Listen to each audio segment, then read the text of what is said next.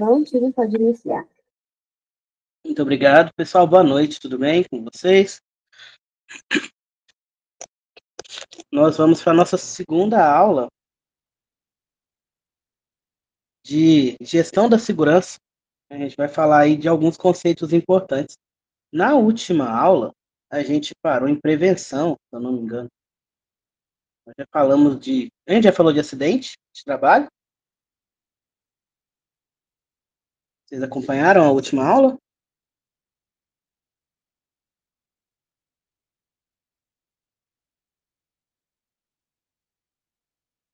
Vou dar só uma relembrada aqui com vocês dos tipos de acidente.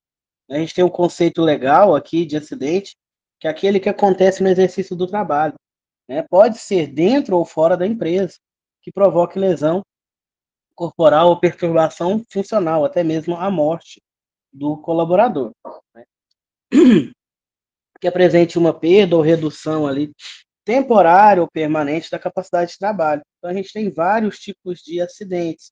Tem o acidente ligado ao trabalho, né, que é aquele que não necessariamente vai ser dentro da empresa. O acidente no local e horário de trabalho, que é aquele que acontece durante a atividade mesmo. A gente tem as doenças que podem acontecer por contaminação acidental durante o exercício da atividade.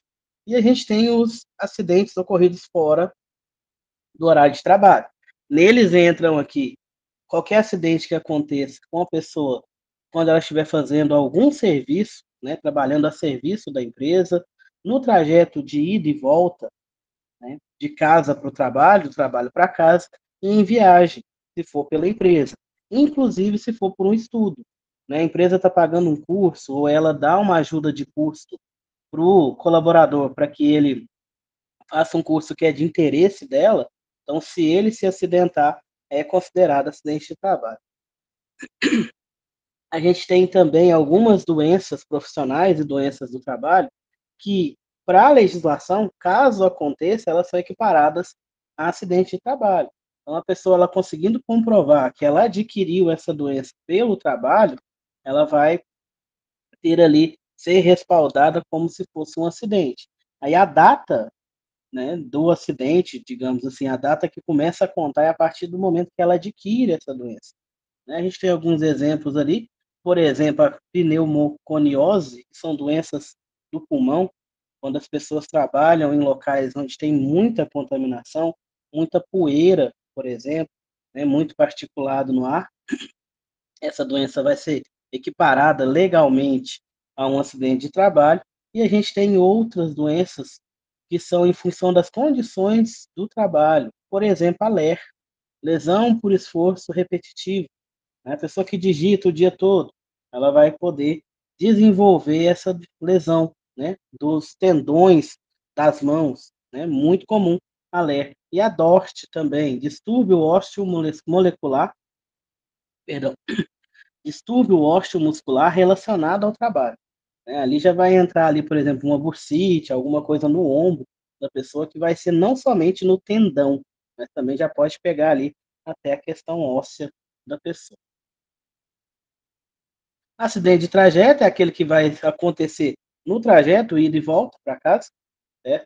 Desde que o colaborador não desvie o caminho, que ele vá diretamente para casa. Não tem nada a ver ele estar ou não de uniforme, tá, pessoal? Vai considerar o trajeto. Se ele pegar um caminho diferente, se ele passar na farmácia, passar na casa de alguém, aí ele já perde o direito ali, né? Se acontecer algum acidente com ele. Tá? Essa parte a gente viu, né? A gente parou por aqui, ó. Condição insegura e fator pessoal de insegurança. Condição insegura é aquela que está presente no ambiente. Como fala, é condição, é físico. Não vai estar ligada diretamente ao colaborador. Aqui é, por exemplo, a falta de corrimão numa escada, um piso quebrado, falta de uma linha de vida para que ele faça um trabalho em altura. Isso aqui é condição, é físico. A empresa não dá a condição para o colaborador. Aí ele vai ter ali a parte comportamental. Ele vai ter que ter o discernimento, né, de analisar antes de fazer a atividade. Certo? não deixa de ser uma condição insegura. Mas aí o colaborador tem que entender isso daí, que é inseguro que ele não vai fazer. Aí entra, pessoal, o direito de recusa. A gente tem o direito de recusar atividades que não estejam seguras para serem executadas. Por exemplo, eu vou fazer uma atividade, um andaime está balançando, não está fixado, eu estou vendo que ele pode cair, aí eu uso o meu direito de recusa. Eu recuso a tarefa. Eu não faço essa atividade porque ela coloca a minha vida em risco. Então eu vou, né, entrar em contato com a supervisão, conversar tudo direitinho e fazer meu direito de recusa. O direito de recusa não significa que você não vai fazer aquela atividade de jeito nenhum.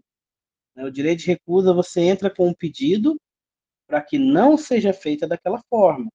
Então ele vai ser analisado e tal, a segurança vai analisar, e se for constatado que dá para fazer de outra forma a atividade, você vai fazer de outra forma, de uma forma mais segura.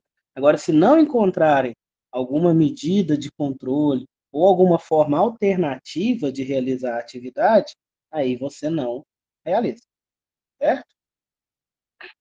Fator pessoal de insegurança. Aqui já fala, é pessoal. Né? É o nome técnico dado à falha humana, decorrente aí de vários problemas, de várias ordens, ordem psicológica, ordem social, ordem congênita, ou até mesmo formação cultural, que altera o comportamento do colaborador, né, que faz ele pensar talvez de forma diferente. Né? Tem gente que não usa EPI, fala que o EPI atrapalha, e põe aquilo na cabeça de uma forma que não coloca o EPI de jeito nenhum. Às vezes coloca o EPI só quando está perto do técnico de segurança. Aí depois, na PEC de segurança vira as costas, a pessoa tira. Isso daí é cultural da pessoa. Isso daí é um fator pessoal de insegurança. Certo? Porque é comportamental. A pessoa não usa porque não quer. Certo? Ela está falando que incomoda. Incomoda mesmo. Né? A gente até brinca muito aí nos treinamentos. Incomoda usar uma luva, mas tenta ficar sem sua mão. Você vê, o que incomoda mais? Usar uma luva um certo período do tempo ou você não ter sua mão. Então, assim, o EPI, ele vai ali te resguardar caso aconteça um acidente. Ele também não te protege 100%, não. A gente vai falar hoje de EPIs e EPCs. Né? Então, o EPI ele vai ser ali uma, digamos assim, um reserva. Se acontecer alguma coisa, ele vai reduzir a chance de acontecer lesões mais graves com você. Ele não vai te proteger de quase nada, certo? Então, o fator pessoal de insegurança vai ser isso. Vai ter a ver com a pessoa, com o colaborador, né? O que que ele faz, o que que ele pensa. Às vezes ele está estressado com alguma coisa, vai lá e vai fazer a atividade de qualquer forma, se colocando em risco. Então aqui é comportamental, né? Como se fosse o comportamento do colaborador. Os dois aqui, gente, são considerados desvios ocupacionais. Desvio ocupacional, né? Ele vai ser, está no próximo slide. O desvio pode ser uma condição insegura ou um fator pessoal de insegurança. Os desvios, eles podem vir a gerar acidentes, certo? Então, o desvio ali ele pode ser tanto condicional quanto comportamental. Aqui, nesse slide, tem resumo ali, um resumo, perdão, tem um resumo para relembrar ali o que, que é o conceito de acidente, doença ocupacional e incidente. Aqui alguns exemplos, pessoal. Mudou a tela de vocês? Agora mudou. Um exemplo de condição insegura. Não sei se vocês estão conseguindo ver, porque está bem sutil aqui. Tem uma bolinha vermelha aqui, um círculo vermelho aqui, mostrando a exposição de um fio desencapado, parte viva no quadro elétrico. Isso daqui é uma condição insegura. Esse fio desencapado, ele oferece risco. Quem colocar a mão nesse quadro aqui vai tomar um choque, certo? Então, isso daqui é um exemplo de condição insegura. Outro exemplo de condição insegura: cabo de fiação elétrica no chão, estendido daquela forma ali. Alguém pode passar, pode tropeçar, pode chegar a cair, pode machucar, certo? Então, aqui é uma condição insegura. Outra condição: proteção de laje. Não tem a proteção aqui. E se vocês já viram, atualmente as construções, principalmente de prédio, eles colocam aqui uma proteção aqui, né, para que não haja queda dos colaboradores, né, nesses locais. Eles colocam uma barreira, né, uma barreira metálica que monta ela aqui para que não tenha risco.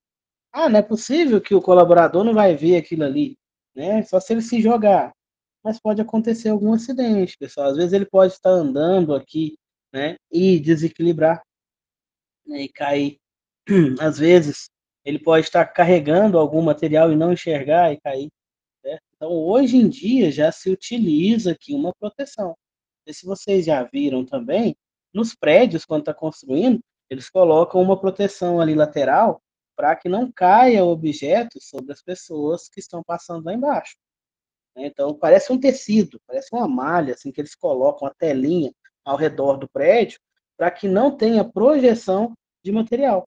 Porque dependendo da altura de um prédio, pessoal, um parafuso que cair numa pessoa pode matar.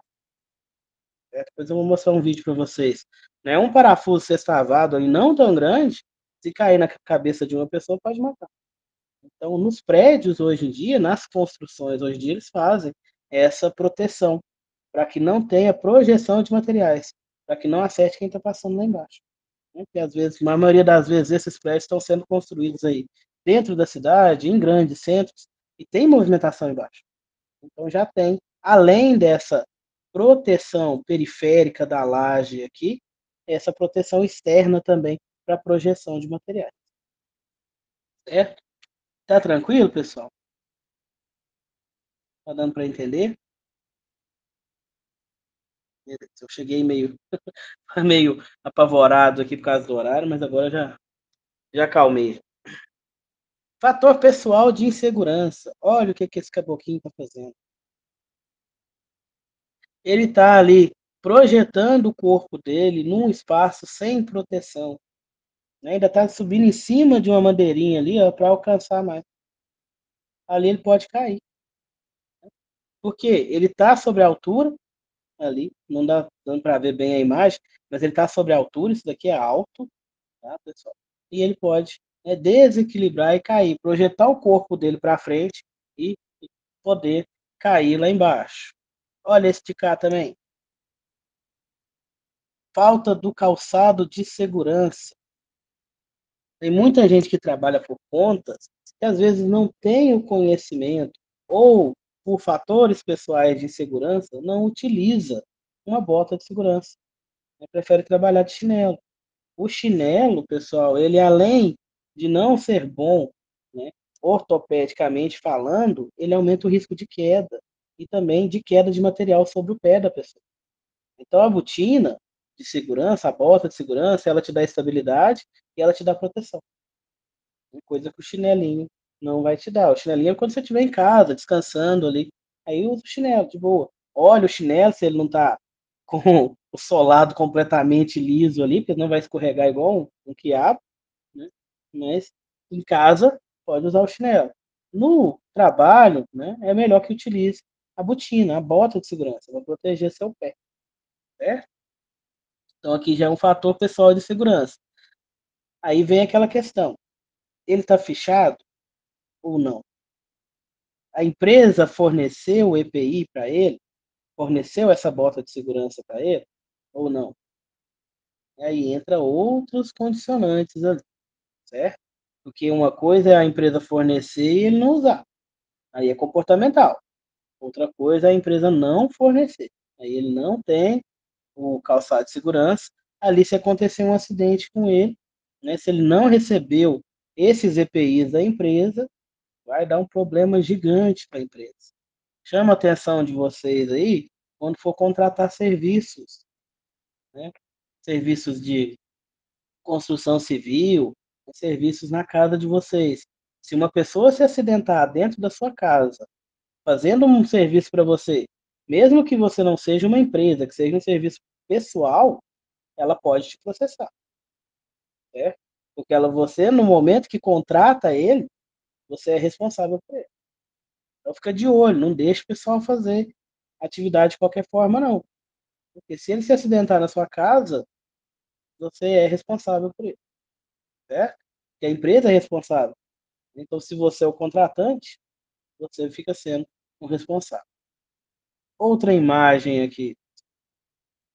O pessoal está lixando ali, né, para fazer talvez uma pintura ou após uma passar gesso ali.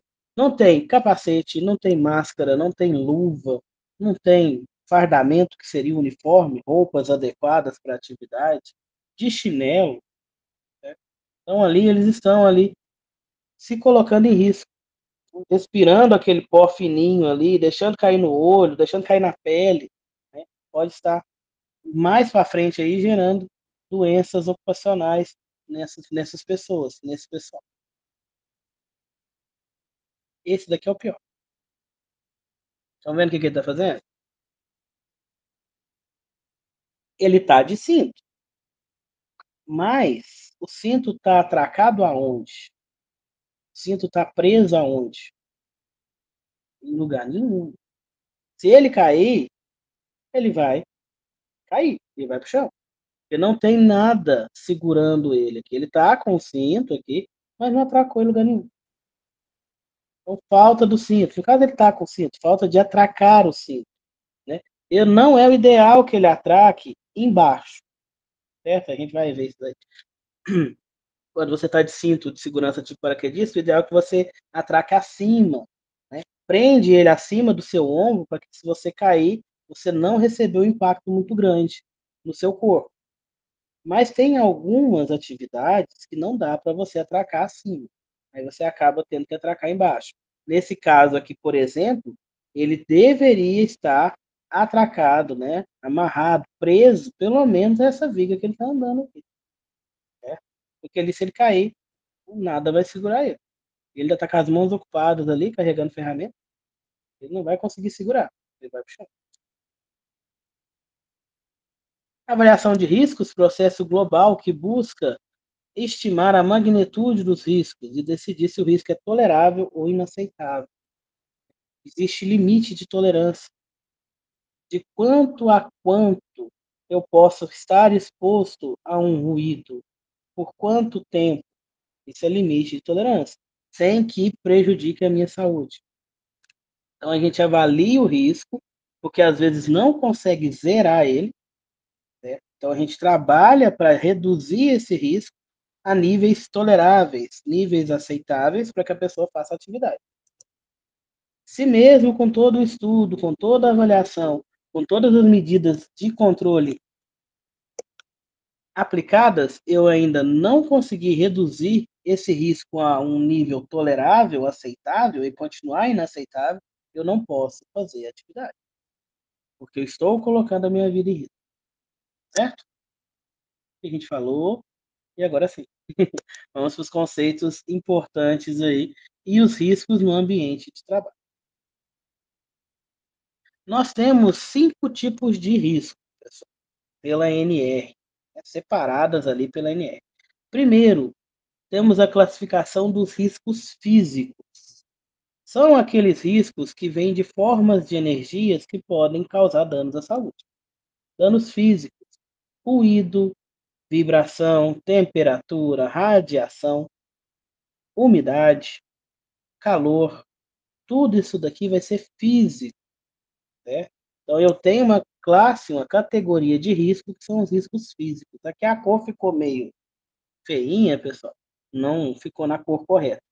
Esses riscos, eles são classificados em cores, tá? E lá na frente a gente vai ver que a gente desenha um mapa de risco, a gente mapeia esses riscos.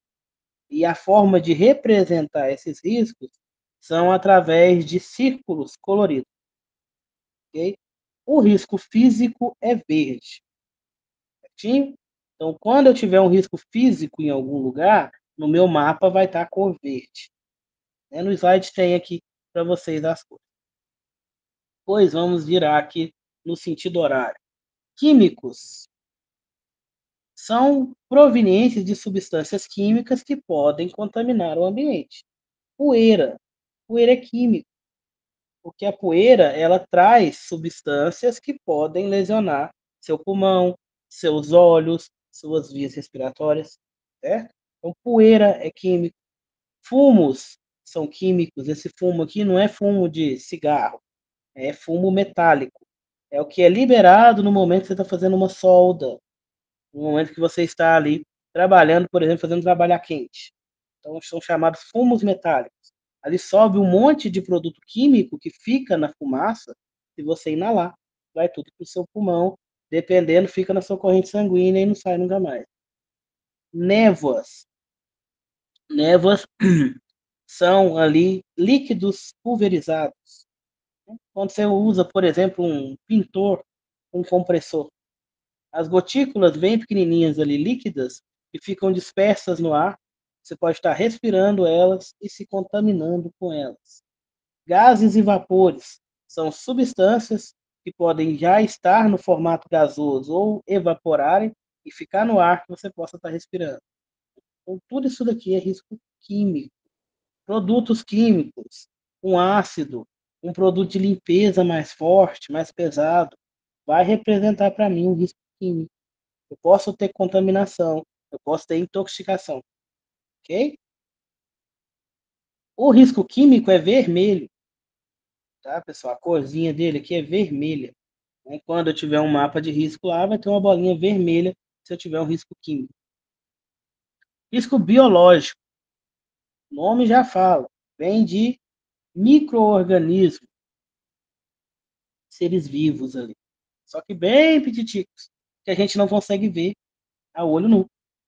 Então vem ali bactérias, fungos, parasitas, vírus, tudo isso daí é risco biológico. Na época do Covid, a gente teve uma ameaça biológica, porque era um vírus, né, é um vírus, né, que espalhou-se, aí, alastrou-se muito rapidamente, ninguém conhecia, ninguém sabia como tratar, né, então todo mundo estava correndo risco biológico, mais ainda quem trabalhava no hospital. A gente, na casa da gente, estava fazendo ali, cumprindo a quarentena, né, o isolamento social, utilizando máscara, usando o álcool em gel, fazendo todos os processos, a gente tinha um risco pequeno de contrair Covid. Agora, a pessoa que estava trabalhando no hospital, em contato com os doentes, o tempo todo ali, mesmo com os EPIs, máscara, luva, o face shield ali, o distanciamento com os pacientes quando dava, tinha um risco muito grande de contrair Covid. Então, é um exemplo que a gente tem de risco biológico. Tem algumas atividades que te dão um risco maior de contrair doenças através de micro-organismos. Por exemplo, o pessoal que coleta o lixo, né, o pessoal que trabalha em laboratórios de análises químicas, né, análises biológicas, perdão, né, análise química também, mas mais a biológica, analisa sangue, analisa urina, né, pode ter ali contaminação por esses micro-organismos. Então, eles estão suscetíveis aos riscos biológicos. O biológico é marrom, a cor dele, certo? Ergonômico. Ergonomia vem ali de adaptação do trabalho ao homem. Não é o homem que tem que se adaptar ao trabalho, é o trabalho que tem que se adaptar ao homem. Né? Então, isso daí é ergonomia. Como assim? Eu preciso adaptar as atividades para que eu não lesione o meu colaborador. Por exemplo, transporte manual de carga. Na NR17 tem ali, que é a NR de ergonomia, tem ali um peso que o colaborador pode carregar. E é pouco, viu, gente? É 25 quilos.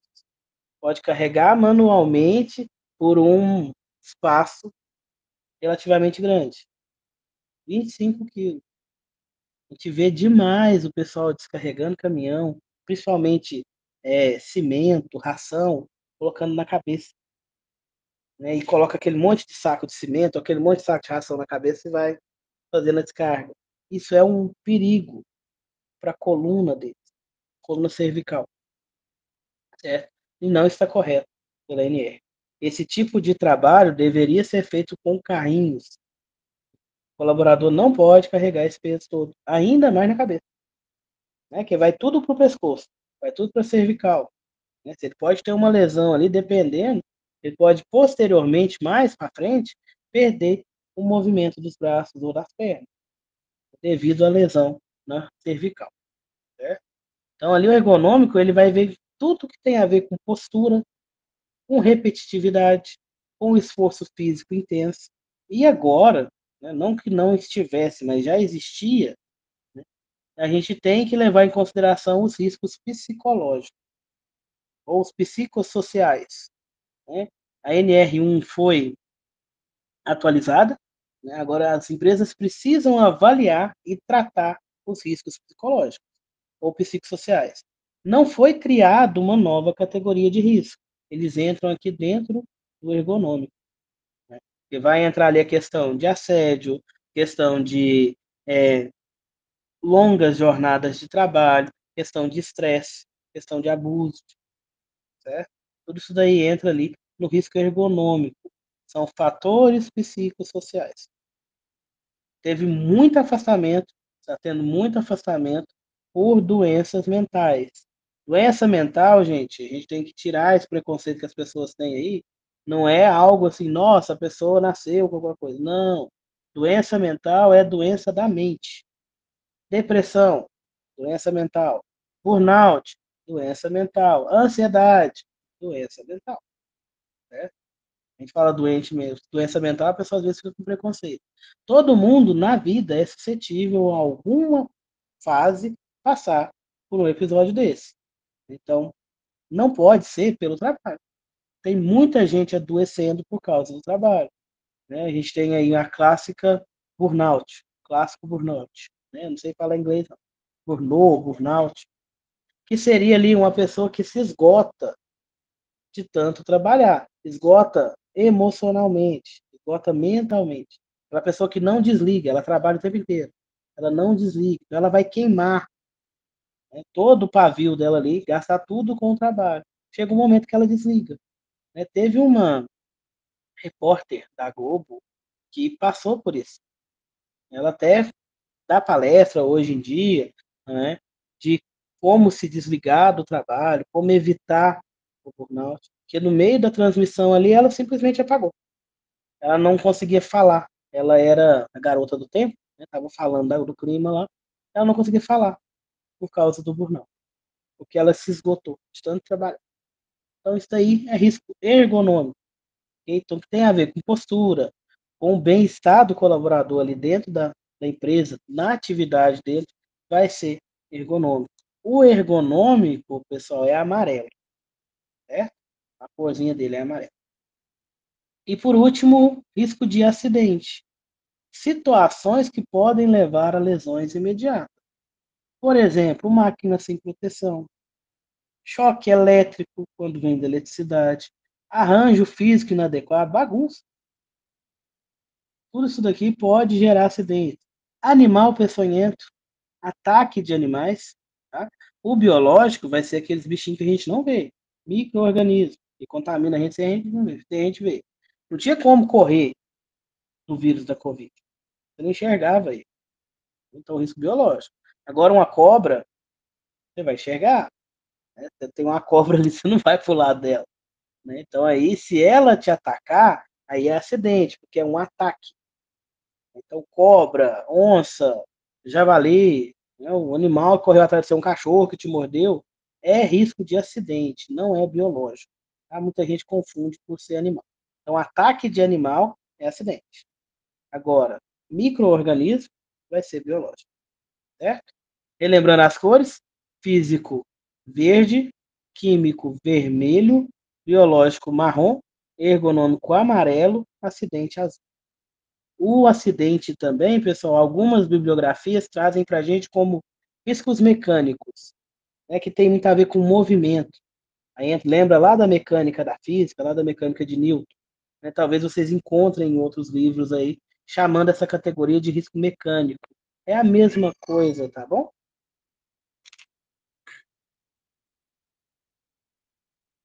Alguma dúvida? Vamos prosseguir. Então, qualquer dúvida, vocês param aí e me perguntam. Beleza? Aqui estão as cores. Ó. Vamos falar agora do mapa de risco. O mapa de risco ele é uma representação gráfica dos riscos presentes no ambiente de trabalho. Né? Aqui, esse desenho aqui não é um mapa de risco, tá? Pessoal, ele é só uma ilustração mesmo. Porque o mapa de risco, ele pega a planta baixa do local e mostra aonde está cada tipo de risco. Né? E a gente vai ter os riscos físicos, riscos químicos, biológicos, ergonômicos e de acidentes. Né? Então, aqui ele está só simulando, né? Aqui não é um mapa de risco. Essas bolinhas vão representar o nosso risco, o grau do risco e o tipo de risco também, certo? Eu vou pegar aqui um mapa de risco para mostrar para vocês. Só um momento. Tinha aberto uma. Sumiu. Um momentinho, pessoal. Porque ele vai ser uma planta baixa. Se a bolinha, se o risco for grande ou alto, a bolinha vai ser representada de um tamanho grande. Se o risco for médio, ela vai ser representada de um tamanho médio. E se o risco for pequeno, ela vai ser representada do tamanho pequeno ali. Um vai ser a metade do outro. Por exemplo, do risco mais alto, a bolinha do risco alto vai ser 4 centímetros, o diâmetro dela. A bolinha do risco médio vai ser metade, vai ser 1 centímetro de diâmetro.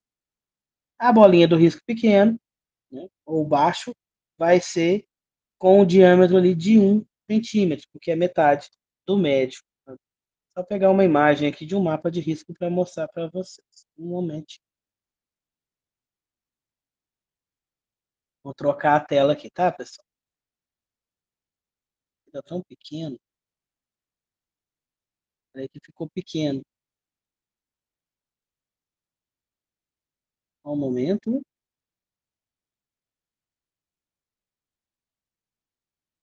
Está tudo pequeno.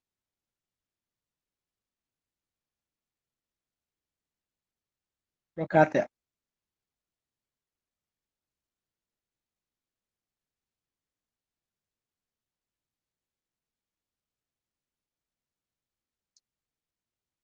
Tá muito pequeno, pessoal? Tá, né? Tá. Uhum. E não vai dar para ler.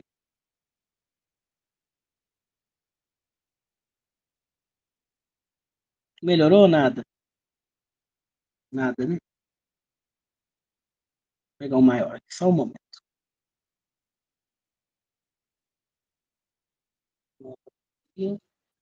Tá embaçado. Embaçou muito quando eu abri ele. Quando aumenta, achei um melhor aqui. Só um momento. Vou trocar de novo.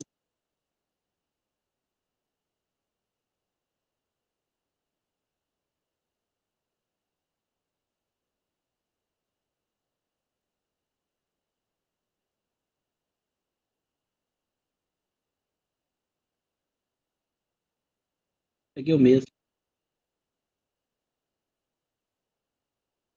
Mapa de risco. Problemas técnicos aqui, pessoal. Só um momento.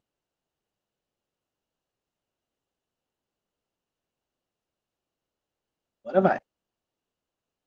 Esse está maior, ó. Tá melhor de ver.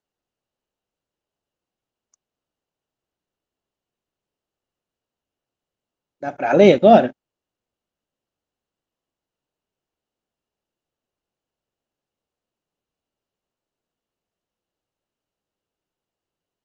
Aqui, pessoal, eu tenho a legenda. Obrigado, Jair, por ter confirmado. A legenda aqui vai ter na lateral aí, consegue ver meu mouse? Na lateral direita, os tipos de risco e as cores. Ó. Risco verde, físico vai ser verde, químico vermelhinho, biológico marrom, ergonômico amarelo, acidente azul. Isso aqui está na norma, tá, pessoal? Qualquer mapa de risco que vocês pegarem vai ser essas cores. E aqui o grau de risco, o tamanho da bolinha. Risco pequeno, uma bolinha pequena. Risco médio, o diâmetro dela é o dobro da bolinha pequena. E o risco alto, certo? E aqui a gente tem aqui o mapa. Esse exemplo aqui é de um galpão de mecânica, né, um local ali onde trabalha-se ali com mecânica. A gente tem aqui o primeiro ambiente, troca de óleo e balanceamento. Aí nesse ambiente eu vou ter 3 tipos de risco. O risco azul, que é acidente, o amarelo, que é o ergonômico, o vermelho, que é o químico. Né? E os 3 são do mesmo tamanho, os 3 são pequenos. Certo? O de acidente, né? O carro pode cair ali em cima da pessoa, por exemplo, que eu vou ter que levar ele para fazer esse balanceamento, né? Essa medição. O ergonômico, o pessoal vai fazer muito esforço durante essa atividade. Né? E o químico, o próprio óleo. Né? Eles estão fazendo a troca do óleo ali do carro. No vestiário, eu só tenho risco de acidente, eu só tenho uma bolinha azul. Né? A pessoa pode escorregar, cair, bater contra alguma estrutura, né? Batida contra. Então, isso daí é risco de acidente. E é pequeno, não é um risco muito alto. No almoxarifado, mesma coisa aqui da troca de óleo. Né? Acidente ergonômico e químico, por causa das substâncias que eu estou guardando ali. No galpão de mecânica, eu já vou ter um risco ergonômico e químico mais alto. São riscos médios, considerando aqui nossa legenda. No escritório, ergonômico, postura de acidente. No banheiro, risco biológico. Todo banheiro, gente, tem risco biológico, tá? Independente. Ah, o banheiro tá limpinho. Risco biológico. Se alguém tiver com piriri ali, né, com uma virose, vamos falar de um palavreado mais bonitinho. A pessoa tá com uma virose no seu trabalho, tá indo no banheiro toda hora. Você usa o mesmo banheiro que ela pode estar transmitindo essa virose para você. Vai ficar no ar. Né? Então, ali no banheiro sempre vai ter risco biológico. Quanto mais pessoas, maior o risco. Vocês podem ver que é médio aqui. É médio por causa da quantidade de pessoas. Aqui embaixo fala, ó, número de expostos, mais ou menos 25. Dependendo da quantidade de pessoas que usam um banheiro, a pessoa que limpa recebe insalubridade, devido a esse risco biológico, porque aumenta ali a exposição dela, aumenta a possibilidade dela estar, né, se contraindo alguma doença, né, por causa de algum micro-organismo, por causa de algum vírus que ficou naquele banheiro. Então, dependendo da quantidade de pessoas, a pessoa que faz a limpeza do banheiro vai receber insalubridade. A gente vai falar de insalubridade também, acredito, na próxima aula. Certo? Deu para entender? Aqui é só para ilustrar mesmo o mapa de risco para vocês. Alguma dúvida? Tranquilo. Então, vamos voltar aqui para nossa slide. Só um momento. Então, aquilo ali é um mapa de risco, pessoal. Quem faz ele, né, são os integrantes da CIPA. A gente vai ver mais para frente também a CIPA. E ele precisa ser atualizado todo ano. Aí vai ser separado por ambiente. Você pode fazer um geral, igual quando a gente tem um ambiente menor. Quando é uma empresa muito grande, assim, faz por salas. Aí tem que ficar fixado em um local visível para que todos os funcionários, visitantes, todo mundo que acessa aquela área tenha conhecimento dos tipos de risco que ela está correndo e a intensidade deles. Agentes físicos. Agora a gente vai falar um pouquinho dos efeitos, né, das características, efeitos que ele pode ter para a saúde da pessoa e medidas de controle. Ruído, né, é um som indesejável que pode causar perda auditiva se a pessoa ficar por muito tempo exposta durante o dia, durante o trabalho. A gente tem ali na NR os níveis de pressão sonora. De acordo com o nível, você tem o tempo de exposição que você pode ficar. Até 85 decibéis, você pode ficar exposto 8 horas por dia e não vai ter, né, lesões. Passou de 85 decibéis, aí você tem a quantidade de tempo que você pode ficar exposto. 1 hora, 2 horas, dependendo da pressão. Decibel, para quem não sabe, aí é a medida que a gente faz para ver pressão sonora. Tá? É a unidade. Por exemplo, ali, 85 decibéis seria, não é um barulho muito grande, não. Trânsito. O trânsito pode ultrapassar 85 decibéis. Uma pessoa que trabalha numa fábrica está exposta a ruídos muito maiores do que 85 decibéis. É uma fábrica ali que está rodando o tempo inteiro, aquele maquinário, tem mais do que 85 decibéis. Então, por isso que o pessoal usa protetor auricular. Porque ele vai reduzir ali a pressão, reduzir o número de decibéis antes que o ruído chegue ao seu ouvido. O que é que pode gerar isso aí para a sua saúde? Perda auditiva, induzida pelo ruído, que é uma perda ocupacional. Pode ter zumbido no ouvido, a pessoa vai ficando mais irritada, mais estressada, pode alterar o sono, pode subir a pressão dela, pode ter desequilíbrio hormonal, pode desenvolver impotência. Tudo isso daí por causa do ruído no trabalho. Dificuldade de concentração, dificuldade de dormir. Daí vai ser tudo aumentado, potencializado pelo ruído no trabalho, porque estressa a pessoa, ela acaba adoecendo. Medidas de controle. Isolamento acústico, para que isole a minha equipe dos ruídos, amortecedores de vibração, para reduzir a vibração das máquinas, manutenção preventiva, para que as máquinas não façam tanto ruído, rodízio de trabalhadores, precisa ficar ali, não tem como, vai trocando, né? Vai o fulano, depois ele volta, vai o ciclano, para ele não ficar todo mundo ali o tempo inteiro no ruído. Protetores auriculares. O protetor é o último. A gente falou da hierarquia das medidas de controle. O protetor é o último ali. Então, assim, ele é porque os outros não deram certo. Não foi 100% efetivo.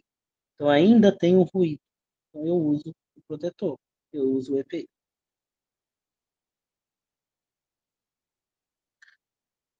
Vibrações, outro agente físico ali. Ele vem do movimento dos corpos, movimento das máquinas. A gente tem, por exemplo, os motoristas de máquinas pesadas, motorista de ônibus, motorista de caminhão, eles sofrem com a vibração de corpo inteiro. E o ônibus fica vibrando, a máquina fica vibrando enquanto ele está ali. Pode desenvolver na pessoa, ao longo prazo, doenças nos nervos do corpo, nos tendões, por causa dessa vibração. Então, todo motorista, todo operador tem esse agente físico vibração de corpo inteiro. E a gente tem as vibrações localizadas, né, que são aquelas máquinas, ferramentas vibratórias, uma lixadeira, um martelete, que a pessoa vai ter ali a vibração o tempo todo no braço, enquanto estiver fazendo atividade. Daí pode desenvolver, né, problemas nos tendões dos braços da pessoa. Síndrome, os efeitos da saúde, síndrome dos dedos brancos, dores na lombar, hérnia de disco, alterações neurológicas e vasculares, perda de sensibilidade e de força muscular. Para controlar a vibração, amortecedores e isoladores de vibração, manutenção preventiva nas máquinas, revezamento, utilização de luvas anti-vibração quando estiver utilizando essas máquinas, e nos ônibus, nos maquinários, né, já está bem melhor, os assentos já estão com mais amortecimento, para que a vibração não passe completamente do operador. Você pega um caminhão mais antigo aí, ele vibrava demais, passava tudo para o operador. Né? Agora você pega um mais novinho, né? A mesma coisa de estar sentado no sofá. É todo confortável, o amortecimento dele é muito melhor para que essa vibração não passe completamente para o corpo dele. Ainda passa um pouquinho, mas é bem mais reduzido atualmente com aí as mudanças, a tecnologia utilizada aí na fabricação desses bancos, desses assentos, das máquinas que o pessoal vai operar. Temperatura também é um agente físico, calor excessivo. Por exemplo, quem trabalha em siderúrgica, local que faz fundição, cozinha industrial, trabalho a céu aberto com sol, efeitos, exaustão por calor, pode ter cãibras, as pessoas, desidratação, problema com choque térmico, controle para isso, ventilação, pausa, sair daquele ambiente, tipo um ambiente mais fresco, hidratação, água, né, correta. Gente, vocês não têm noção, né? Você pega uma parada de manutenção, o pessoal tá ali trabalhando exaustivamente e não tem água para eles beberem, uma água fica longe, né? Foi feito um estudo que aumenta a quantidade de acidentes. A pessoa não tem a água próxima dela para ela beber. Então tem ali um pessoal trabalhando, né, numa parada de manutenção, por exemplo. Tem que ter água próximo deles. Tem que ter água, tem que ter o banheiro, né, porque aí eles vão se hidratar, né, eles vão trabalhar melhor. Então, o bem-estar do colaborador, ele influencia diretamente na questão de acidente e questão de produtividade. Então, a gente tem que focar aí no bem-estar, na saúde do colaborador. Lembra da saúde. Saúde não é só a ausência de doença, é um conjunto de tudo. A pessoa tem que estar bem, para ela desenvolver bem a atividade dela. Frio intenso, por exemplo, aí, presente em câmaras frigoríficas, indústrias alimentícias, principalmente, que tem que congelar os alimentos, tem que manter eles resfriados. Trabalha em regiões frias, pessoal que vai lá para o Alasca, por exemplo, fazer pesquisa, ou trabalhar em outras coisas. Efeitos que podem ser causados: hipotermia, ulceração por frio, redução da destreza manual.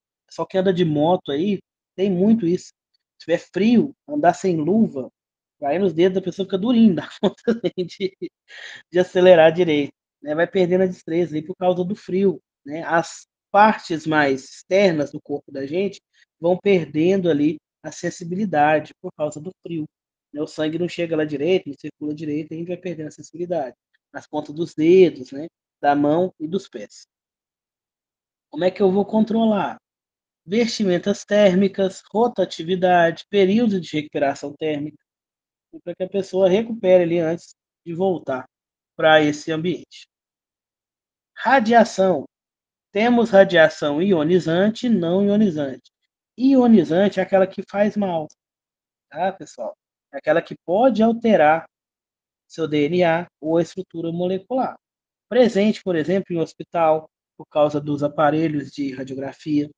Presente na indústria nuclear, que trabalha diretamente com materiais radioativos. Presente na radiografia. Não ionizante é aquela que não vai fazer mal para as nossas células, não diretamente, igual a ionizante. Tá? Aqui vem, por exemplo, do Sol. Radiação ultravioleta tem no Sol, né? A luz solar ali vem, chega na gente. Você tem radiação ultravioleta, UVA e UVB. Temos que a questão aí do infravermelho, né, presente, por exemplo, na solda, microondas, lasers, etc. Podem causar queimaduras, lesões oculares e danos à pele. Presente na soldagem, operação com laser, exposição solar, trabalho a céu aberto. Proteção contra radiação ionizante, a gente faz a blindagem adequada com uma vestimenta de chumbo. Não sei se vocês já viram, quando vai fazer alguma radiografia ali, né, tem gente que precisa colocar uma roupa de chumbo, uma roupa pesada, aquilo é chumbo, porque ele blinda, não deixa passar a radiação. Monitoramento, o pessoal que trabalha com radiologia, eles andam com um dosímetro no bolso. Um aparelhinho desse tamanhozinho que fica no bolso deles, que vai medindo a exposição que eles estão aos raios, né? X, raios gamas, que sei, as partículas que podem estar sendo liberadas ali. Então, ver a quantidade de exposição que eles estão sofrendo. Limitação de tempo de exposição, né? O pessoal que trabalha com radiografia, faz radiologia, por exemplo, eles aposentam mais cedo. Eles trabalham menos horas por dia do que o restante do pessoal do hospital, porque eles ficam o tempo todo, né, sujeitos à radiação, né? Então, eles vão aposentar mais cedo, eles vão trabalhar menos horas por causa dessa radiação, né? O pessoal acha uma beleza, mas daí, com o tempo, gente, pode causar danos irreversíveis à saúde. Distanciamento da fonte radioativa sempre que possível. Né? Quando você está tirando a radiografia, o técnico de radiologia ele sai do ambiente, ele vai para um local blindado ali, porque ele fica lá o dia todo. Ele não pode ficar ali perto, senão vai chegar, né, radiação ionizante nele. Ele vai ficando ali exposto o tempo inteiro, isso pode alterar ali as células do corpo dele, pode vir a causar um câncer com o tempo aí, se eles não tomarem os cuidados, né, necessários ali durante a atividade. Pressão. Pressão anormal. Acontece muito, por exemplo, com o pessoal que trabalha em plataforma de petróleo, que tem que mergulhar, fazer solda subaquática, né? Trabalhos em túneis pressurizados, tripulação de aeronave, né? Isso daí vai alterar aí a pessoa. Temos como efeitos aí doença descompressiva, embolia gasosa, barotraumas, né? Pessoa que trabalha, por exemplo, como mergulhador da Petrobras, eles ficam 15 dias embarcados, né, trabalhando, não 15 dias debaixo d'água, mas eles ficam 15 dias ali, né, trabalhando mesmo, fazendo os mergulhos e tal, depois fica de 15 ou mais dias em terra firme, né, por causa dessa questão ali das pressões. Umidade, trabalho em local excessivamente úmido, por exemplo, lavanderias industriais, beneficiamento de arroz, cultivo de certos cogumelos ali, pode trazer para a pessoa doenças respiratórias devido a essa umidade, micoses, dermatites, por causa do excesso de umidade. Medida de controle, né, para os dois aqui, né? Procedimento específico para descompressão, pessoa que trabalha com muita pressão. Controle rigoroso do tempo de exposição, para que ele não fique tanto tempo exposto aos agentes. Monitoramento constante das condições ambientais, no caso da pressão. Sistema de ventilação e desumidificação, no caso da umidade. Roupas impermeáveis, outra atividade dos trabalhadores.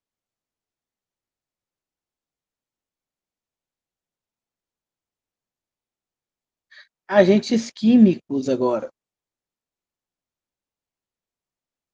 Esses agentes químicos, pessoal, são substâncias, compostos ou produtos que podem contaminar as pessoas.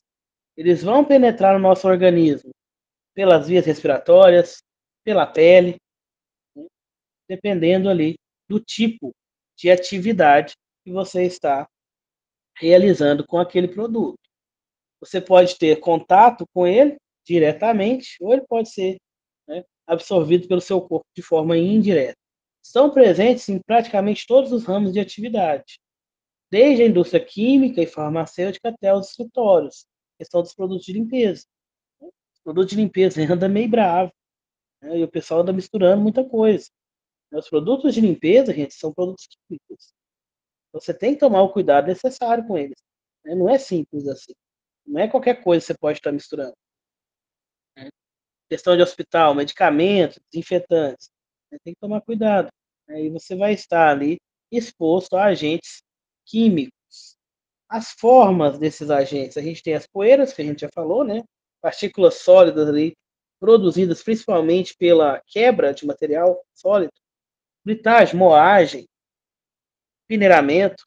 Exemplo, poeira de sílica, faz um mal danado, madeira, asbesto, né? Asbesto é o nome do amianto, o amianto tanto que foi proibido aí devido à alta incidência de câncer, pessoa que trabalhava aí com amianto. Névoas e neblinas, partículas líquidas suspensas no ar, podendo ser formadas por condensação ou dispersão, perdão. Pulverização, por exemplo. Exemplo, névoa de ácido, óleos, pesticidas, pessoal da agro aí mata a gente de raiva. Eles não querem usar EPI, né? Então ali, ó, jogando o agrotóxico nas plantações, não pode falar agrotóxico, não, é defensivo. Jogando defensivo agrícola em tudo ali e não usam a máscara. Tá respirando tudo aquilo ali. Antigamente o pessoal fazia a aspersão desses defensivos com aquela bombinha, né? Colocava nas costas e ia bombeando. Agora é drone, é pior. Aquela você jogava diretamente na planta, não ficava no ar. Agora vem um drone, joga o veneno ali Dá nem 10 minutos, o pessoal já está ali na colheita. Então fica no ar essas partículazinhas aqui, esse líquidozinho, e a pessoa respira. Respira, entra em contato com a pele, acaba se contaminando. E é um pessoal cabeça dura. E tem aquela questão do fator pessoal de segurança. Às vezes eles não aceitam utilizar o EPI, porque eles ganham por produção, a maioria deles. Então, a máscara, a luva, né, o óculos, eles veem como atraso na colheita, então eles não usam e acabam adoecendo. Né? E a maioria deles não são contratados de forma correta, né, paga-se ali por dia, né, quase que um trabalho, pode falar, quase que escravo, dependendo. Então, o pessoal está adoecendo demais. A questão do agro ali para a segurança do trabalho, atualmente é a que está dando mais trabalho. Gente, o agro e a construção civil. O agro está ganhando, ultimamente. Fumos metálicos, partículas sólidas formadas pela condensação de vapores, geralmente após a volatização de metais fundidos. Está fundindo o metal ali, vai soltar uma fumacinha. Essa fumacinha é tóxica. Então o soldador precisa usar máscara.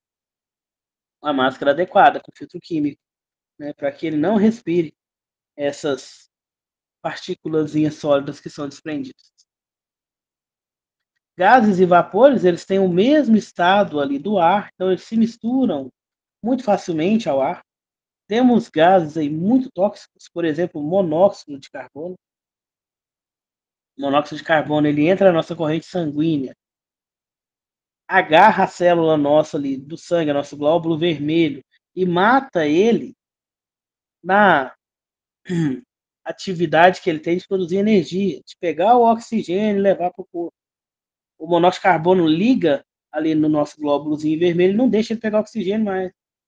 E ele não consegue liberar o monóxido de carbono. Então a pessoa vai tendo envenenamento por monóxido de carbono. E ele é natural. Ele acontece por queima. Os carros aí liberam monóxido de carbono. É um agente químico. Vapores, a gente tem exemplo aí, por exemplo, vapores de solventes, vapor de gasolina, combustível, vapor de mercúrio, também fica no ar ali e a pessoa pode estar respirando, inalando ou tendo contaminação ali, até mesmo via cutânea, pela pele, né, desses agentes. Eles podem estar presentes no ambiente de trabalho simultaneamente em diferentes formas, aumentando assim o risco. Eu posso ter um pó ali de uma certa substância, um gás de outra substância, tudo ali durante a minha atividade. Pode ter geração também, devido ali, igual a gente está falando dos produtos químicos, misturar qualquer produto de limpeza, pode estar gerando, né, substâncias tóxicas. Então, cuidado aí com o que vocês misturam. Água sanitária não pode misturar com qualquer coisa. Ácidos não pode misturar com qualquer coisa, porque eles liberam gases tóxicos aí que pode estar intoxicando a pessoa. Somente quando for lavar banheiro. Né? Que o banheiro é fechado, a pessoa mistura aquele monte de coisa para poder limpar e respira aquilo ali, pode cair, pode bater a cabeça e se machucar. Vias de exposição aos agentes químicos. A respiratória, né? A gente respira ele ali, vai direto para o pulmão e acaba degradando o nosso pulmão. Do pulmão ele vai para a corrente sanguínea, da corrente sanguínea ele vai ser distribuído ali para o corpo. Pode causar envenenamento sistêmico. Via cutânea, absorção pela pele, substâncias lipossolúveis que se dissolvem na gordura, dissolvem ali no tecido adiposo da gente, que é o tecido que a gente tem abaixo da pele aqui. A pele tem tecido adiposo e outro tipo de tecido. O tag não vai muito para biologia. Potencializado, por exemplo, por lesões, né? Abrasões ou dermatites já pré-existentes. Solventes orgânicos, pesticidas, são exemplos aí que têm uma alta permeabilidade cutânea. Né? Entra na pele. Cai na pele ali, pode entrar na sua pele e contaminar. Via digestiva. Né? Geralmente aí vai ser associada à alimentação no local errado. Comer ou fumar em áreas contaminadas. Dentro do laboratório, você não pode comer. Porque pode ter uma contaminação e você está comendo ali. Você pode estar com a mão suja. Então acontece demais essa contaminação via digestiva, devido aos maus hábitos mesmo da pessoa. Também pode ocorrer ali pela deglutição de partículas removidas do trato respiratório. Partícula que fica presa lá no seu nariz, na hora que você puxa assim, né, ela vai ser engolida. Então vai para o seu estômago ali também por via digestiva. Menos comum vai ser ali a pessoa beber mesmo, comer o agente químico, né, tomar o veneno ali. Então também pode acontecer, bem menos comum. Por exemplo, né, aconteceu um acidente aí esse ano numa empresa que um rapaz caiu num tanque de ácido e ele engoliu o ácido. E no momento que ele caiu, ele afogou. Então ele teve a contaminação também via digestiva. Além, né, do contato com a pele, ele teve a contaminação via digestiva. Como o ácido é muito forte, né, ele estava com os EPIs, né, no corpo ele não teve muita queimadura, porque ele estava com um macacão especial, mas por ele ter engolido o ácido, ele não sobreviveu. Porque no momento que ele caiu no tanque, ele assustou, né, e acabou engolindo ali o ácido. Então ele chegou a óbito aí, foi ano passado, isso daí, e, né, faleceu depois no hospital devido a essa questão, ele ter engolido o ácido no momento que ele caiu, né, e se afogou ali no tanque que ele caiu. Efeitos da exposição dos agentes químicos, né, vai ter ali, por exemplo, por tempo de manifestação, pela quantidade de tempo que você ficou exposto. Alguns agentes químicos terão efeitos agudos, rapidamente. Rapidinho vai aparecer ali vai aparecer ali uma doença profissional, alguma coisa. Por exemplo, ali, intoxicação, certo? Efeitos crônicos surgem após exposições repetidas a baixas concentrações, porém por um longo período, muitos anos, né? A pessoa ali respirando uma poeira mineral, né, de, sei lá, carvão mineral. A pessoa respirou por muitos anos trabalhando naquilo ali, ela vai ter um efeito crônico, né? Ela vai ter um adoecimento devido a essas partículas que ela está respirando, está colocando para dentro do seu pulmão, e o pulmão lá vai empretejando todo. Essa doença tem nome, ela é chamada de antracose, ou doença dos mineiros, que é o pessoal que trabalha em mina de carvão mineral. Eles vão respirando aquele pozinho, vai ficando no pulmão, vai deixando o pulmão da pessoa pretinho, né? Porque ele é preto, chama antracose. É uma doença ali de efeito crônico, né? É um envenenamento que vai acontecendo ao longo dos anos, a pessoa sendo exposta ali. Se fosse um dia só, não fazia mal, porque às vezes está dentro do limite de tolerância, né? Está um pouquinho acima só. Então, aí, às vezes, se a pessoa não tivesse tanta exposição, ela não vai adoecer. Mas como ela fica muitos anos ali naquela atividade, exposta àquele contaminante, ela pode estar, né, desenvolvendo doenças ocupacionais. Classificação por localização. A gente tem os efeitos locais, que vai ser no ponto de contato, né, com aquele produto químico, por exemplo, o ácido. Né, o ácido ali, onde é que você encostou, dependendo se ele for um ácido forte ou fraco, né? Se ele estiver diluído ou não, vai ser no local mesmo, ele já vai te mostrar ali, né, a irritação, a corrosão. Efeito sistêmico já é o mais perigoso, é quando vai para os órgãos distantes do ponto de entrada. Por exemplo, a pessoa que respira a contaminação, ela vai para a corrente sanguínea e da corrente sanguínea ela vai ser espalhada para os outros órgãos do corpo ali. Fígado, rins, sistema nervoso, etc.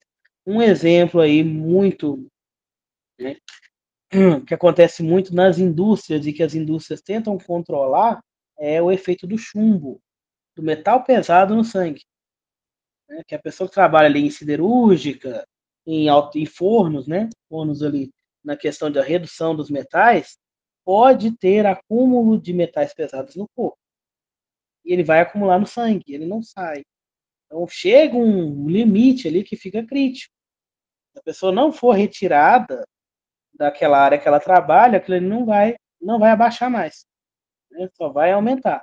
E aumenta ali, por exemplo, o risco de infarto, porque vai depositando no, nas veias da pessoa, né? Por ele ser pesado, metal pesado, ele não sai, vai engrossando ali e pode estar gerando, por exemplo, ali um infarto. E outras doenças, tá? De outras ordens aí, porque ele vai ficar no corpo, ele não vai embora. O metal pesado não vai embora. Exemplo. Principais tipos de efeitos. A gente tem os efeitos irritantes, inflamação no tecido que tem contato, asfixiante, impede a oxigenação dos tecidos, exemplo aqui o monóxido de carbono. Narcóticos vão direto para o sistema nervoso central da pessoa. Sensibilizantes causam reações alérgicas. Carcinogênicos podem levar ao desenvolvimento de câncer.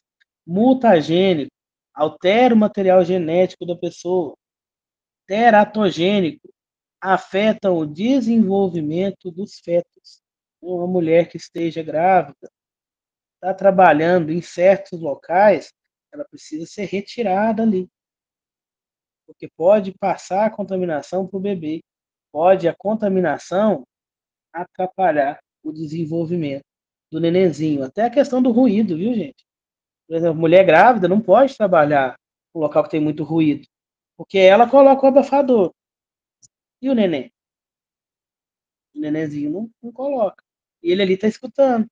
Né? Dentro da barriga da mãe, ele vai recebendo ali as ondas sonoras.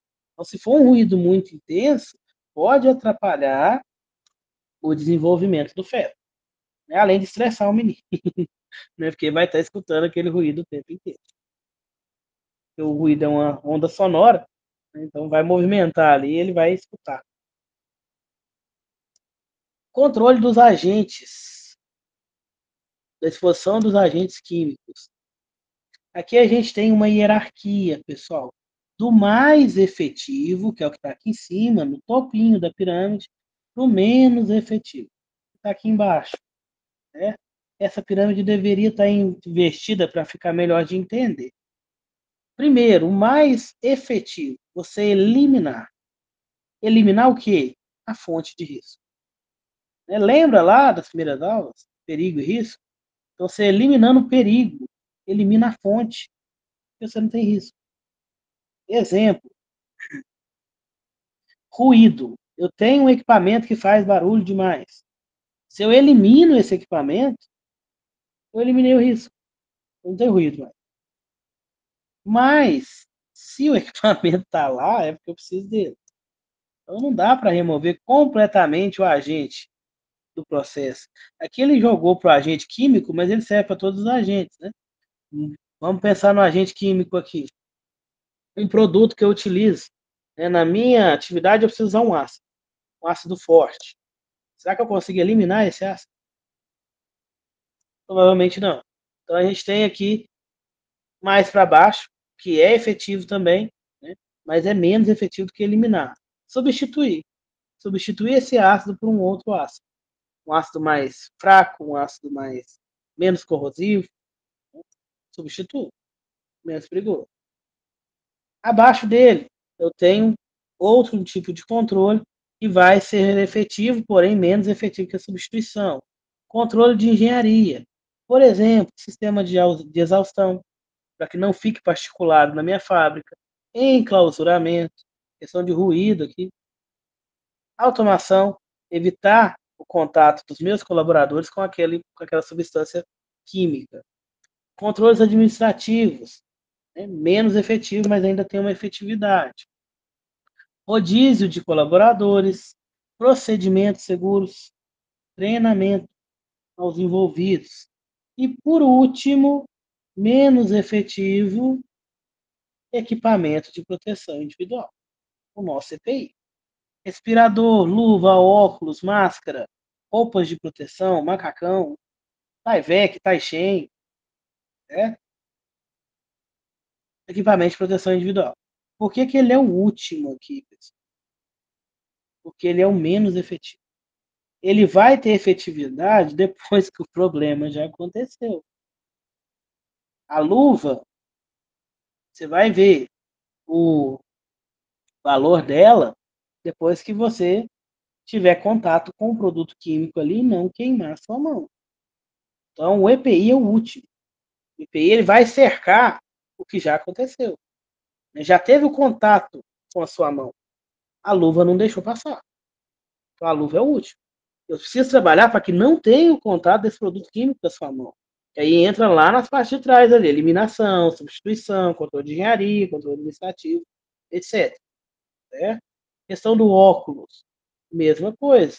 Ele só vai valer a pena, digamos, só vai dar valor para ele na hora que você tiver ali uma projeção contra o seu rosto, né? Por exemplo, de uma polpa de material que não vai atingir seu olho. Então, o EPI é útil. O EPI é depois que já aconteceu. Ele vai reduzir dano. Ele não vai deixar você machucar tanto. Pode deixar você se lesionar ou, né? Não, então não vai lesionar. Mas ele é a última barreira que a gente tem. Então, a hierarquia de controle de risco estabelece uma ordem de prioridade nas medidas de controle que serão adotadas. A eliminação é a mais eficaz, o EPI é a última barreira, é o menos eficaz de tudo. Ele é para depois que já aconteceu o acidente. Limite de exposição ocupacional. Como eu falei para vocês, a gente tem os limites ali dispostos nas NRs. Quanto de exposição que o colaborador pode ter a ruído durante 8 horas de trabalho? Então, são concentrações ali, intensidades máximas. Quanto de ácido pode ter no ar? Né? Quanto de veneno ali de defensiva agrícola tem no ar, na lavoura, enquanto o pessoal está fazendo a colheita? Concentração ou intensidade máxima relacionada com a natureza e o tempo de exposição que as pessoas estão desse agente, que não vai causar danos à saúde do trabalhador durante a sua vida laboral. Os parâmetros no Brasil, a gente tem o LT, que é o limite de tolerância, definido no anexo 11 da NR15, tem o TLV, né, que foi estabelecido ali por órgãos responsáveis ali, e é adotado também como uma referência complementar, que é um limite de valor. Parece um limite de tolerância, tá? Mas é um limite de valor ali, de exposição às substâncias. Tem tipos de limite, a gente tem o TWA, média ponderada para a jornada de 8 horas. Qual que é a concentração daquele agente que eu possa estar exposto durante uma jornada de 8 horas de serviço? É o TWA. E o STIL, limite para exposição de curta duração. Né? Por exemplo, de 15 minutos. Existem substâncias que eu só posso ficar ali 15 minutos. Ela pode ser tóxica. Né? Ali, por exemplo, eu estou dentro do espaço confinado. Espaço confinado, pessoal, é um espaço fechado, que tem poucas entradas ou saídas, né? Por exemplo, ali um tanque. Por exemplo, um moinho, né? Um equipamento ali. E eu preciso entrar para fazer alguma atividade. Lá eu posso ter problemas com o ar lá dentro, né? Tem essa questão das poucas entradas, e ele não foi projetado para ficar lá dentro. São esses 3 requisitos para ser um espaço confinado. Quando eu vou trabalhar em espaço confinado, eu preciso utilizar um aparelho que chama multigás, que faz a medição da atmosfera do ambiente. Porque dentro daquele espaço confinado, eu posso ter substâncias, né, dissolvidas, substâncias no ar ali, que são tóxicas para mim. Então, para eu entrar e fazer uma atividade lá dentro, eu preciso levar um medidor. Esse medidor vai medir substâncias mais perigosas que podem estar presentes no ambiente. Nele eu vou ter esse TWA e o STIL. O STIL é o limite de exposição de curta duração. Então, assim, ele vai apitar quando tiver chegando aqui no TWA.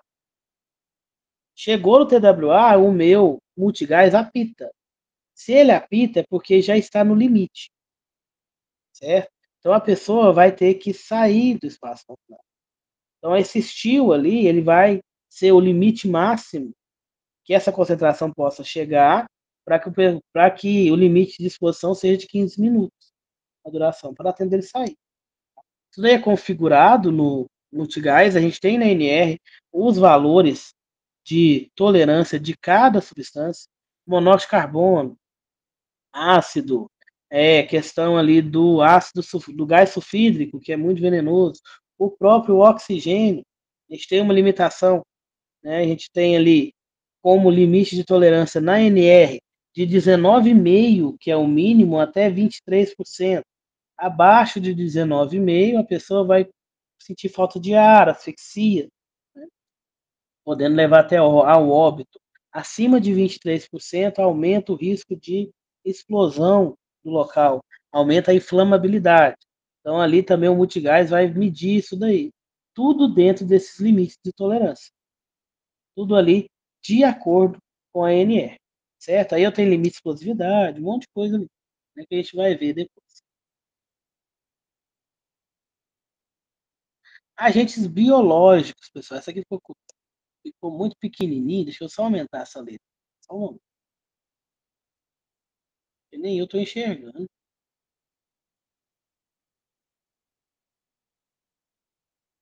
Agora melhorou. Melhorou um pouquinho.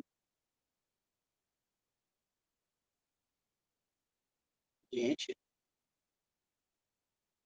vai descendo. Os biológicos, pessoal, são micro-organismos, como a gente já falou. E eles podem ali, né, se originar de qualquer tipo de infecção, alergia, toxicidade ao corpo humano. Inclui aí fungos, bactérias, parasitas, vírus, entre outros. Principais setores que a gente tem essa exposição: serviço de saúde, hospital, laboratório, clínica, tudo isso daí você tem um contato direto com esses fungos, com essas bactérias, com esses parasitas e vírus. Tratamento, indústria de alimentos, pode ter o contato ali. Tratamento de resíduos e esgoto, resíduos sólidos, efluentes, que são o esgoto ali, né? A pessoa tem muita exposição aos agentes biológicos. Agricultura e pecuária, dependendo do que você está plantando ali, você vai ter, né, o contato ali com as doenças das plantinhas, né, que a maioria é dado por fungos, amoeba, parasitas também. Na questão da pecuária, o próprio animal, né, pode estar fornecendo, ele pode estar fornecendo, pode estar é, contaminando o pessoal que trabalha. Laboratório de pesquisa biológica, né, o pessoal que estava fazendo a vacina da Covid, né, eles ficaram o tempo inteiro ali junto com o vírus. Necrotérios e serviços funerários. Então, a gente tem aí os tipos de risco biológico. Esses riscos, pessoal, são classificados de acordo. Peraí, que saiu aqui. Aqui, classes dos agentes, de acordo com o tipo do risco. Risco de classe 1,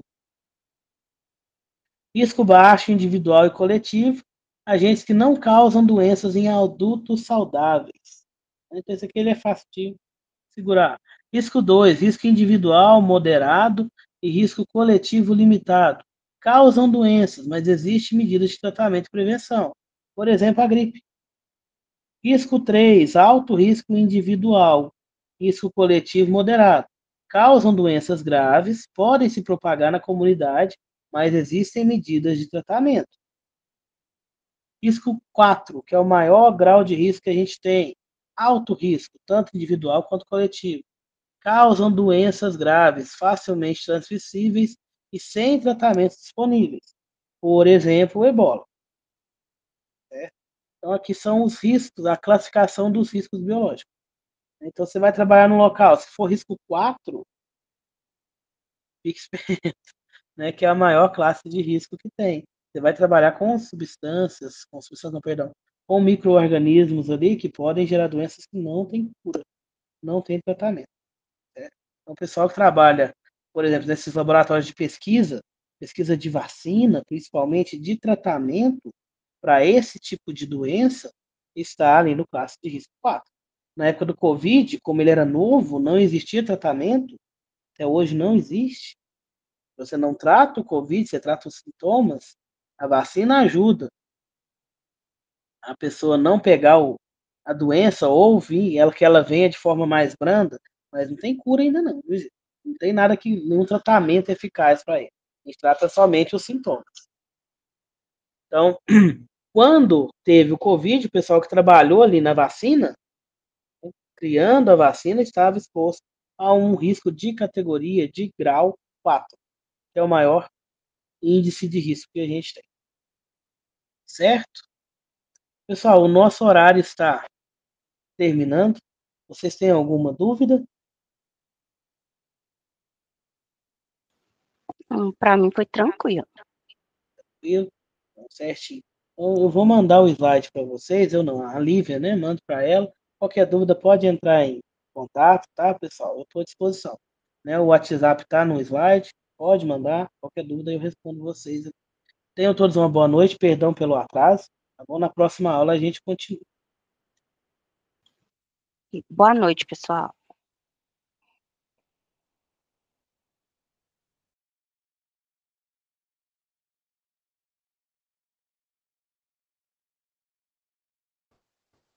Boa noite.